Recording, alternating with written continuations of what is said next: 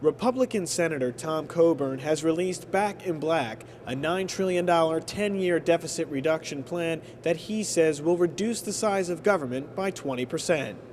The American people are tired of Washington waiting until the last minute to avoid a crisis, when it's a crisis that Washington itself created.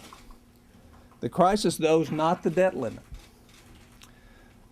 nor its deadline. The crisis is Congress's refusal to make hard choices and reduce a debt that has become our nation's greatest national security threat.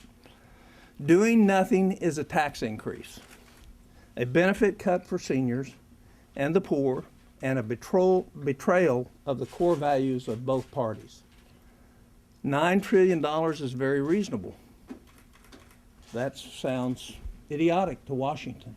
Part of Coburn's plan would save over $960 billion by reforming tax expenditures. In the real world, a tax increase is any government policy that takes away your wealth.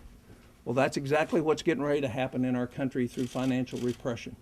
The assets that you have will be diminished in value as the government creates fiat money to pay for our profligate spending.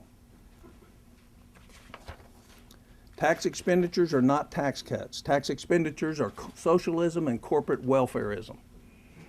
Tax expenditures are increases on anyone who does not receive the benefit or can't hire a lobbyist or special interest group to manipulate the code for their favor. Politicians love to play the tax code because it benefits the politicians. No conservatives should support Washington picking winners and losers through the tax code. Who do we want deciding that? Markets or politicians?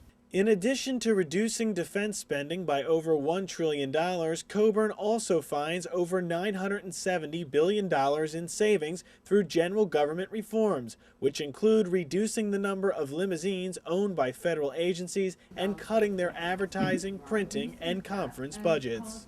The thing to think about is think about your own life and the benefits you've had, and think about those being at least a third lower for anybody that follows you.